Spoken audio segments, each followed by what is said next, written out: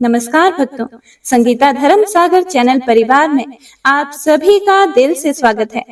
हे प्रिय भक्तजनों, आप सभी को महालक्ष्मी व्रत की हार्दिक शुभकामनाएं। आज हम सुनेंगे महालक्ष्मी व्रत कथा। धन की देवी माँ लक्ष्मी को प्रसन्न करने के लिए भाद्रपद माह में 16 दिन के महालक्ष्मी व्रत रखे जाते हैं। महालक्ष्मी व्रत की शुरुआत भाद्रपद माह के शुक्ल पक्ष की अष्टमी तिथि से होती है और अश्विनी माह के कृष्ण पक्ष की अष्टमी को इसका समापन हो जाता है। ऐसी मान्यता है कि इस व्रत में माँ लक्ष्मी की पूजा पाठ मंत्र जाप करने से धन, ऐश्वर्य और समृद्धि की प्राप्ति होती है और घर में बरकत का वास होता है। हे प्रिय भक्तों, पुराणों के अनुसार महालक्ष्मी व्रत दुख दरिद्रता का नाश करने वाला माना गया है। ऐसी मान्यता है कि इस व्रत को करने से माँ लक्ष्मी अत्यंत प्रसन्न होती हैं और आर्थिक संकट दूर होते हैं। इस व्रत के प्रताप से खोया हुआ धन, राजपाट, संपत्ति, सम्मान वापस मिल जाता है। पौराणिक कथा के अनुसार जब पांडवों ने चौपड़ में अपना सब कुछ गंवा दिया था, तब श्री कृष्ण की सलाह पर पांडवों ने धन प्रदायक महालक्ष्मी व्रत किया था। हमारे सनातन धर्म में महालक्ष्मी व्रत को बहुत ही महत्वपूर्ण माना गया है। तो आइए सुख सौभाग्य की कामना करते हुए महालक्ष्मी व्रत की कथा का रसपान करते हैं। जय श्री गणेश। हे प्रिय भक्तों, पौराणिक कथा के अनुसार प्राचीन काल में एक बार एक गांव में गरीब ब्राह्मण रहा करता था। वह भगवान विष्णु का परम भक्त था। एक दिन उसकी भक्ति से प्रसन्न होकर भगवान श्री विष्णु ने उसे दर्शन दिए और उसे मन चाहा वरदान मांगने को कहा। तब ब्राह्मण ने कहा कि उसके घर में हमेशा लक्ष्मी जी का वास बना रहे। इस इच्छा को जानने के बाद श्री विष्णु जी ने उससे कहा कि उसे लक्ष्मी जी की प्राप्ति तो हो सकती है, लेकिन उसके लिए उसे थोड़ा सा प्रयास करना होगा। भगवान विष्णु ने उस ब्राह्मण से कहा कि मंदिर के सामने एक स्त्री प्रतिदिन आती है और यहाँ आकर उपले पाथती है। तुम बस उन्हें अपने घर आने का निमंत्रण दे देना। वह स्त्री ही देवी माँ लक्ष्मी है। अगर वह स्त्री तुम्हारे घर आएगी तो तुम्हारा घर धन धान्य से भर जाएगा। ब्राह्मण को ऐसा कहकर भगवान विष्णु अंतर ध्यान हो गए और अगले दिन सुबह 4 बजे जब वह ब्राह्मण मंदिर के सामने जाकर बैठ गया और जब धन की देवी महालक्ष्मी जी उपले पाथने आई, तो ब्राह्मण ने हाथ जोड़कर उनसे अपने घर पर चलने का निवेदन किया। ब्राह्मण की बात को सुनकर लक्ष्मी माता समझ गई कि यह सब कुछ विष्णु जी का ही किया धरा है। तो माता लक्ष्मी ने कहा कि तुम 16 दिन तक महालक्ष्मी व्रत विधि विधान से करो। 16 दिनों तक हर दिन सुबह सूर्य देवता को और रात को चंद्र देवता को अर्घ दो, तो मैं तुम्हारे घर में अवश्य आऊंगी। तब देवी के कहे अनुसार ब्राह्मण ने महालक्ष्मी व्रत और पूजन किया और उत्तर दिशा की ओर मुख करके लक्ष्मी जी को पुकारा। अपने वचन को पूरा करने के लिए 16वें दिन धन की देवी महालक्ष्मी प्रकट हुई और उन्होंने गरीब ब्राह्मण के हर कष्ट को दूर कर दिया और उसके घर को सुख संपत्ति से भर दिया। ऐसा कहा जाता है कि तभी से 16 दिन तक महालक्ष्मी जी का व्रत किया जाने लगा। इस व्रत को पूरे विधि विधान से करने से मनुष्य की सभी मनोकामनाएं पूर्ण हो जाती हैं। हे माँ लक्ष्मी, इस कथा को कहने, सुनने और हुंकारा भरने वाले सभी भक्तों के घर धन धान्य के भंडार भरना। आपने जैसे उस ब्राह्मण देवता के घर धन के भंडार भरे, उसका कष्ट दूर किया, ऐसे ही इस कथा को कहने, सुनने और हुंकारा भरने वाले सभी भक्तों के कष्ट दूर करना। जय माता दी। महालक्ष्मी की दूसरी कथा, तो प्रेम से बोलिए लक्ष्मी माता की जय। द्वापर युग की बात है। सौराष्ट्र में उस समय भद्रश्रवा नाम के एक राजा हुआ करते थे। वह बड़े ही पराक्रमी राजा थे। 4 वेद, 6 शास्त्र और 18 पुराणों का उन्हें ज्ञान था। उनकी रानी का नाम था सूरज चंद्रिका। रानी दिखने में बहुत ही सुंदर और सुलक्षणा थी। तथा पतिव्रता थी। उन दोनों को 7 पुत्र तथा उसके बाद एक कन्या का वरदान मिला था। कन्या का नाम श्याम बाला था। हे प्रिय भक्तों, एक बार महालक्ष्मी जी के मन में आया कि मैं जाकर उस राजा के राजप्रसाद में रहूं। इससे राजा को दुगने धन दौलत की प्राप्ति होगी और वह इस धन दौलत से अपनी प्रजा को और भी अधिक सुख दे पाएगा। अगर मैं किसी गरीब के घर रही और उसे धन दौलत प्राप्त हो गई तो वह तो स्वार्थी की तरह केवल अपने ऊपर ही खर्च करेगा। यह सोचकर श्री महालक्ष्मी जी ने बूढ़ी ब्राह्मणी का रूप धारण किया और हाथ में लाठी लिए हुए लाठी के सहारे सहारे रानी के द्वार पर पहुंच गई। मां लक्ष्मी ने बूढ़ी औरत का रूप धारण कर रखा था, फिर भी उनके माथे पर देवी का तेज सा था। उन्हें देखते ही एक दासी सामने आई और बूढ़ी ब्राह्मणी को प्रणाम किया। उसके बाद उनका नाम, धाम, काम सब कुछ पूछ डाला। बूढ़ी ब्राह्मणी का रूप धारण किए हुए लक्ष्मी माता ने कहा कि हे बालिके, मेरा नाम कमला है और मेरे पति का नाम भुवनेश है। हम द्वारिका में रहते हैं। तुम्हारी रानी पिछले जन्म में एक वैश्य की पत्नी थी। वह वैश्य बहुत गरीब था और दरिद्रता के कारण हर रोज उनके घर में लड़ाई झगड़े होते थे तथा उसका पति प्रतिदिन उसे मार पीट किया करता था। इन बातों से तंग आकर वह घर छोड़कर चली गई तथा वन में खाली पेट भटकने लगी। उसकी इस दुर्दशा पर मुझे दया आ गई। तब मैंने उसे सुख संपत्ति देने वाली श्री महालक्ष्मी जी की कथा सुनाई और मेरे कहने पर उसने श्री महालक्ष्मी जी का व्रत किया और महालक्ष्मी जी व्रत करने से माँ लक्ष्मी की उस पर कृपा हुई, जिससे उसकी गरीबी दूर हो गई।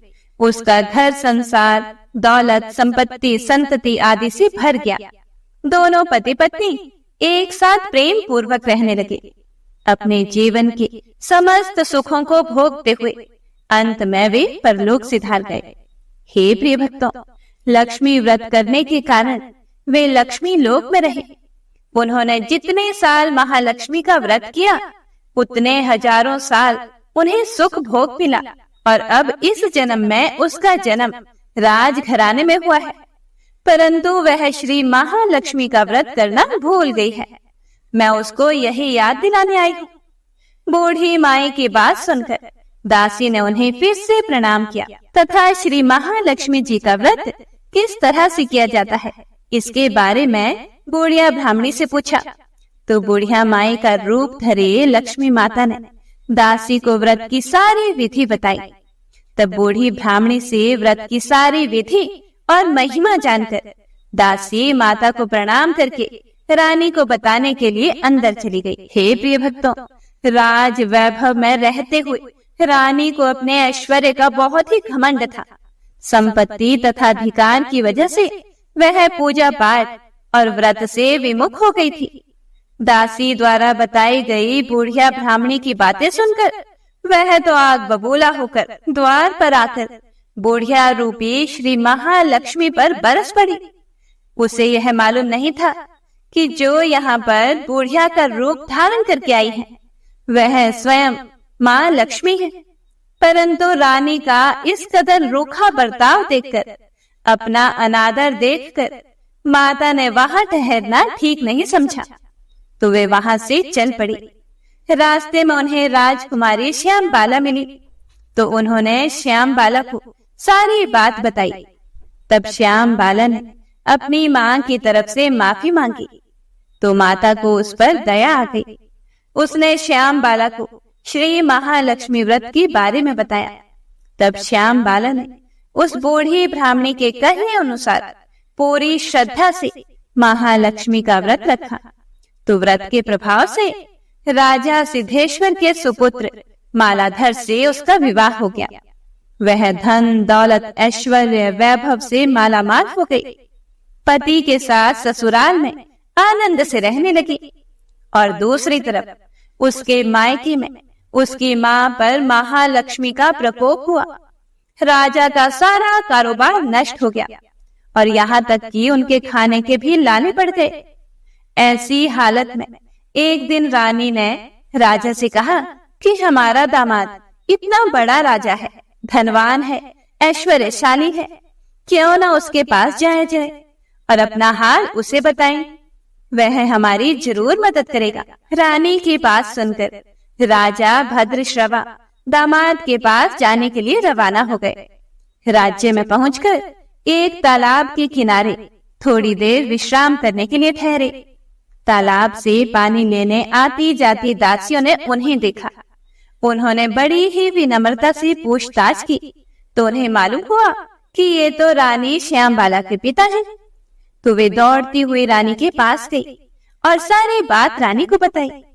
रानी ने दासी के हाथ राज परिधान भेजकर बड़े ठाट से उनका स्वागत सत्कार किया, खान पान करवाया। जब वे वापस जाने लगे तो सोने की मोहरों से भरा हुआ घड़ा दिया। जब राजा घर वापस लौटे तो उन्हें देखकर रानी बड़ी खुश हुई। तो राजा ने मोहरों से भरा हुआ घड़ा रानी को दे दिया।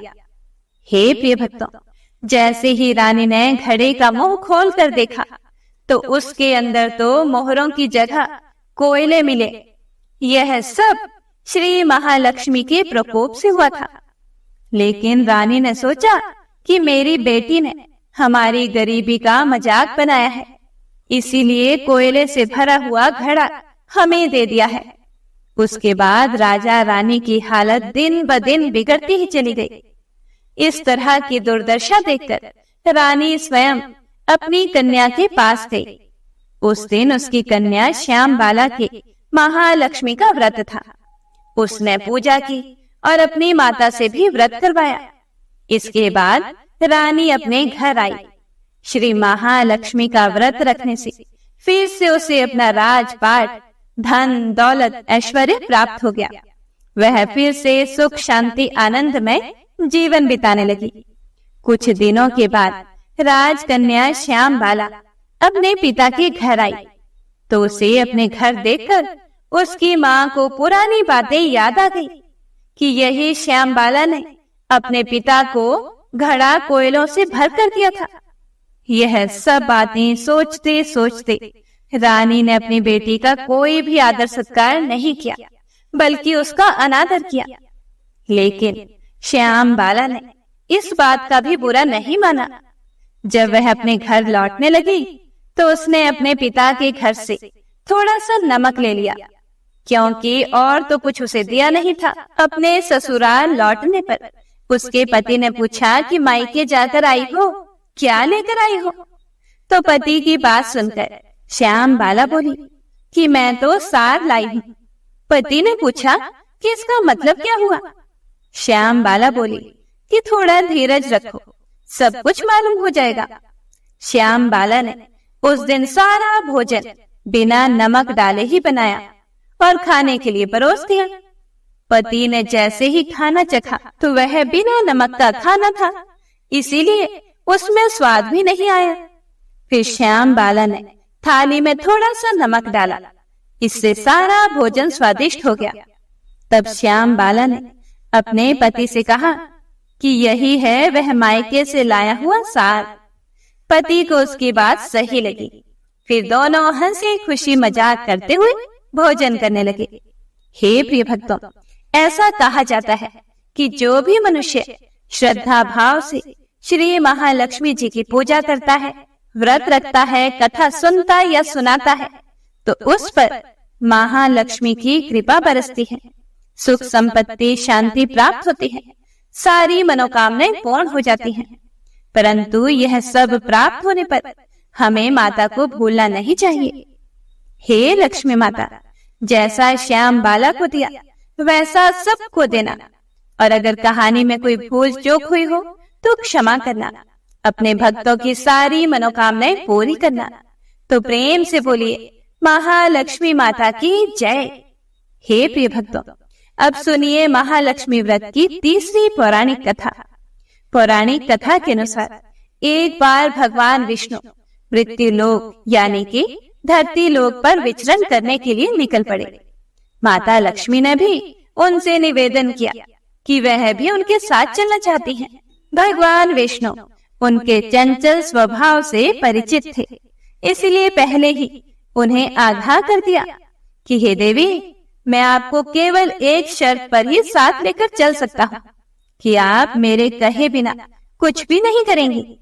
तब माता लक्ष्मी मन ही मन बहुत प्रसन्न हुई कि चलो शर्त के साथ ही सही, भगवान साथ ले जाने के लिए माने तो सही। तब माता भी तुरंत बोल उठी कि मुझे सारी शर्तें मंजूर हैं। भगवान विष्णु कहने लगे कि ठीक है देवी, मैं जैसा कहूँ वैसा ही आपको करना होगा। तो माता बोली कि ठीक है, अब आप जैसा कहेंगे मैं वैसा ही करूंगी। अब माता लक्ष्मी जी और श्री विष्णु जी दोनों ही भूलोक पर आकर घूमने लगे। एक जगह रुककर श्री हरि ने माता लक्ष्मी से कहा कि देवी, मैं दक्षिण दिशा की तरफ जा रहा हूँ, आपको तब तक मेरा यहीं पर इंतजार करना होगा। ऐसा कहकर भगवान विष्णु दक्षिण दिशा की तरफ चले गए। अब माता को जिज्ञासा हुई कि आखिरकार दक्षिण दिशा में ऐसा क्या है जो भगवान मुझे वहां ले जाना नहीं चाहते। माता लक्ष्मी का स्वभाव तो वैसे भी चंचल ही माना जाता है, उनसे वहां पर ज्यादा देर रुका नहीं गया, तो वे भी भगवान विष्णु की तरफ ही बढ़ने लगे। आगे जाकर माता को सरसों का एक खेत दिखाई दिया। सरसों के पीले पीले फूलों ने और सरसों के खेत की सुंदरता ने माता लक्ष्मी का मन मोह लिया और वे सरसों के पीले पीले सुंदर खिले हुए फूलों को तोड़कर अपना श्रृंगार करने लगी। इसके बाद वे कुछ ही दूर पर आगे बढ़ी कि उन्हें गन्ने का खेत दिखाई दिया। उन्हें गन्ना चूसने की इच्छा हुई तो कुछ गन्ने तोड़कर उन्हें चूसने लगी। गन्ना अभी चूस ही रही थी कि भगवान विष्णु वापस आ गए। सरसों के फूलों से सजी हुई माता लक्ष्मी जी को गन्ना चूसते हुए देखकर भगवान विष्णु उन पर क्रोधित हो गए। भगवान ने कहा कि हे देवी, आपने तो शर्त का उल्लंघन कर दिया है। मैंने आपको वहीं पर रुकने के लिए कहा था, लेकिन आप नहीं रुकी और यहाँ किसान के खेतों से फूल और गन्ने तोड़कर आपने बड़ा भारी अपराध किया है, इसीलिए इसकी सजा तो आपको अवश्य मिलेगी। तब भगवान विष्णु ने माता लक्ष्मी जी को 12 वर्ष तक उस किसान की सेवा करने का श्राप दे दिया और स्वयं भी क्षीर सागर में गमन कर गए। अब विवश होकर माता लक्ष्मी जी को वेश बदलकर उस किसान के घर पर रहना पड़ा, जिसके खेत से उन्होंने बिना पूछे ही फूल और गन्ने तोड़कर खा लिए थे। हे प्रिय भक्तों, एक दिन माता लक्ष्मी ने किसान की पत्नी को देवी लक्ष्मी की प्रतिमा की पूजा करने के लिए कहा और कहा कि इससे तुम जो भी मांगोगी वह तुम्हें मिल जाएगा। किसान की पत्नी ने वैसा ही किया और कुछ ही दिनों में उनका घर धन धान्य से भर गया। हंसी खुशी समृद्धि में 12 वर्ष का समय बीत गया। अब जब भगवान विष्णु 12 वर्ष का समय बीतने के बाद माता लक्ष्मी जी को लेने के लिए वापस आए, तो वह किसान माता लक्ष्मी जी को वापस भेजने के लिए तैयार ही नहीं हुआ। इस पर माता लक्ष्मी जी कहने लगी कि कार्तिक मास के कृष्ण पक्ष की 13 के दिन यदि वह विधि पूर्वक मेरी पूजा करेगा तो वह उसके घर से कभी नहीं जाएंगी, लेकिन वह इस दौरान उन्हें दिखाई नहीं देंगी। वह एक कलश की स्थापना करे और उसमें कुछ धन रखे, यानी कि धन ही लक्ष्मी का रूप होगा। इस प्रकार 13 के दिन किसान ने माता के बताए अनुसार ही पूजा करके कलश की स्थापना की और इस प्रकार किसान का घर धन धान्य से पूर्ण रहने लगा। तब से लेकर आज तक धनतेरस पर भी माता लक्ष्मी की पूजा करने की परंपरा चली आ रही है। हे प्रिय भक्तों, महालक्ष्मी व्रत की एक अन्य पौराणिक कथा महाभारत काल से भी जुड़ी हुई है। तो अब सुनते हैं महालक्ष्मी व्रत की अगली पौराणिक कथा। एक समय महर्षि वेद व्यास जी हस्तिनापुर पधारे। उनके आगमन का समाचार सुनकर महाराज धृतराष्ट्र उनको आदर सहित राजमहल में ले गए। स्वर्ण सिंहासन पर विराजमान कर चरणों तक लेकर उनका पूजन किया। श्री व्यास जी से माता कुंती और गांधारी ने हाथ जोड़कर प्रश्न किया, हे महामुनि, आप तो त्रिकालदर्शी हैं, इसीलिए आपसे हमारी प्रार्थना है कि आप हमें कोई ऐसा सरल व्रत और पूजन बताएं जिससे हमारा राज्य, लक्ष्मी, सुख संपत्ति, पुत्र पौत्र आदि और परिवार सुखी रहे। इतना सुनकर श्री व्यास जी कहने लगे, हम एक ऐसे व्रत का पूजन और वर्णन कहते हैं जिससे सदा लक्ष्मी जी का वास होकर सुख समृद्धि की वृद्धि होती है। यह श्री महालक्ष्मी जी का व्रत है जिसे हर वर्ष अश्विन मास के कृष्ण पक्ष की अष्टमी तिथि को विधिवत किया जाता है। तब गांधारी ने पूछा कि हे महामुनि, इस व्रत की विधि हमें विस्तार पूर्वक बताने की कृपा करें। तब व्यास जी बोले कि हे देवी, यह व्रत भाद्रपद शुक्ल अष्टमी से प्रारंभ किया जाता है। इस दिन स्नान करके 16 सूत के धागों का डोरा बनाकर उसमें 16 गांठ लगाई जाती हैं। हल्दी से इस डोरे को पीला रंगा जाता है। फिर हर दिन 16 दूध और 16 गेहूं डोरे को अर्पित किए जाते हैं। अश्विन यानी कि क्वार महीने के कृष्ण पक्ष की अष्टमी तिथि के दिन उपवास रखकर मिट्टी के हाथी पर श्री महालक्ष्मी जी की प्रतिमा स्थापित करके विधि पूर्वक पूजन किया जाता है। इस प्रकार श्रद्धा भक्ति सहित महालक्ष्मी जी का व्रत पूजन करने से आप लोगों की राज्य लक्ष्मी में सदा अभिवृद्धि होती रहेगी। इस प्रकार व्रत का विधान बताकर महर्षि वेद व्यास जी अपने आश्रम को चले गए। इधर समय आने पर भाद्रपद शुक्ल अष्टमी से गांधारी और कुंती अपने अपने महलों में नगर की स्त्रियों सहित व्रत का आरंभ करने लगी। इस प्रकार व्रत के 15 दिन बीत गए। 16वें दिन अश्विन मास की कृष्ण पक्ष की अष्टमी तिथि के दिन गांधारी ने तो नगर की सभी प्रतिष्ठित महिलाओं को पूजन के लिए अपने महल में बुला लिया, लेकिन माता कुंती के यहाँ कोई भी महिला पूजन के लिए नहीं आई और साथ ही माता कुंती को भी गांधारी ने नहीं बुलाया। ऐसा करने से माता कुंती ने अपना बड़ा अपमान समझा।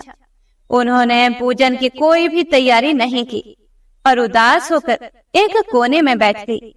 जब पांचों पांडव युधिष्ठिर, अर्जुन, भीम, नकुल और सहदेव महल में आए तो कुंती को उदास देखकर पूछा कि हे माते, आप इस प्रकार उदास क्यों हैं?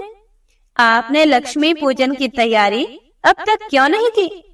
तब माता कुंती कहने लगी, हे पुत्र, आज महालक्ष्मी जी के व्रत का उत्सव गांधारी के महल में मनाया जा रहा है और उन्होंने नगर की सभी महिलाओं को बुला लिया है और उसके 100 पुत्रों ने मिट्टी का एक विशाल हाथी बनवाया है, जिस कारण नगर की सभी महिलाएं उस बड़े हाथी का पूजन करने के लिए गांधारी के यहाँ चली गई और मेरे यहाँ नहीं आई।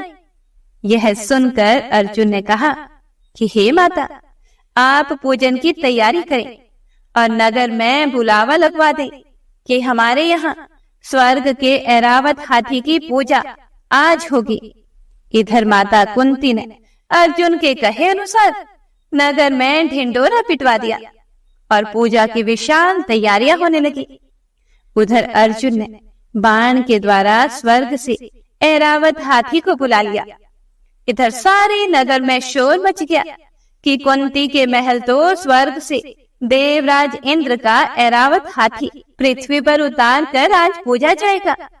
समाचार जिसने भी सुना तो नगर के सभी नर नारी, बालक और वृद्धों की भीड़ इकट्ठी होने लगी। उधर गांधारी के महल में भी हलचल मच गई। वहां इकट्ठी हुई सभी महिलाएं अपनी अपनी थालियां लेकर कुंती के महल की ओर जाने लगी और देखते ही देखते कुंती का सारा महल पूरा भर गया। माता कुंती ने ऐरावत को खड़ा करने के लिए अनेक रंगों के चौक पुरवाकर नए रेशमी वस्त्र बिछवा दिए। नगरवासी स्वागत की तैयारी में फूल, माला, अबीर, गुलाल, केसर हाथ में लेकर पंक्तिबद्ध खड़े थे। जब स्वर्ग से ऐरावत हाथी पृथ्वी पर उतरने लगा तो उसके आभूषणों की ध्वनि गूंजने लगी। ऐरावत के दर्शन होते ही जय जयकार के नारे लगने लगे। शाम के समय देवराज इंद्र का भेजा हुआ हाथी ऐरावत माता कुंती के भवन के चौक में उतर आया। तब सभी नर नारियों ने पुष्पमाला, अबीर, गुलाल, केसर आदि सुगंधित पदार्थ चढ़ाकर उसका स्वागत किया। राज्य पुरोहित द्वारा ऐरावत पर महालक्ष्मी जी की मूर्ति स्थापित करके वेद मंत्रोच्चारण द्वारा पूजन किया गया। नगर वासियों ने भी महालक्ष्मी पूजन किया। फिर अनेक प्रकार के पकवान लेकर ऐरावत को खिलाए गए और यमुना का जल उसे पिलाया गया। राज्य पुरोहित द्वारा स्वस्ति वाचन करके महिलाओं द्वारा महालक्ष्मी जी का पूजन कराया गया। 16 गांठों वाला डोरा लक्ष्मी जी को अर्पित करके सभी महिलाओं ने अपने अपने हाथों में बांध लिया। ब्राह्मणों को भोजन कराया गया। दक्षिणा के रूप में स्वर्ण आभूषण, वस्त्र आदि दिए गए। फिर महिलाओं ने मिलकर मधुर संगीत लहरियों के साथ भजन कीर्तन करके संपूर्ण रात्रि महालक्ष्मी जी व्रत का जागरण किया। और दूसरे दिन प्रातः काल राज्य पुरोहित द्वारा वेद मंत्रोच्चार के साथ जलाशय में महालक्ष्मी जी की मूर्ति का विसर्जन कर दिया गया। फिर ऐरावत को विदा करके इंद्रलोक को वापस भेज दिया गया। हे प्रिय भक्तों, इस प्रकार जो भी स्त्रियां श्री महालक्ष्मी जी का यह व्रत विधि पूर्वक करती हैं, उनका घर सदा धन धान्य से भरा पूरा रहता है और उनके घर में साक्षात महालक्ष्मी जी सदा वास करती हैं। आज के दिन पूजा करने के बाद या इस व्रत कथा को सुनने के बाद इस मंत्र का श्रद्धा और सामर्थ्य के अनुसार जाप करना चाहिए। और यह मंत्र है, महालक्ष्मी नमस्तुभ्यम नमस्तुभ्यम सुरेश्वरी, हरि प्रिये नमस्तुभ्यम नमस्तुभ्यम दयानिधे। इस प्रकार महालक्ष्मी व्रत के दिन जो भी भक्त सच्चे मन से माँ लक्ष्मी जी की पूजा करके इन कथाओं को पढ़ता है या दूसरों को सुनाता है, माँ लक्ष्मी जी की कृपा से उनके घर में सदा धन और सुख समृद्धि के भंडार भरे रहते हैं। उनके घर में सदा बरकत बनी रहती है। घर में कभी धन का अभाव नहीं रहता। हे प्रिय भक्तों, तो यह थी आज की महालक्ष्मी व्रत की पौराणिक कथाएं। अगर आपको यह कथाएं अच्छी लगी हो तो वीडियो को लाइक करके हमारे चैनल को सब्सक्राइब अवश्य कीजिएगा।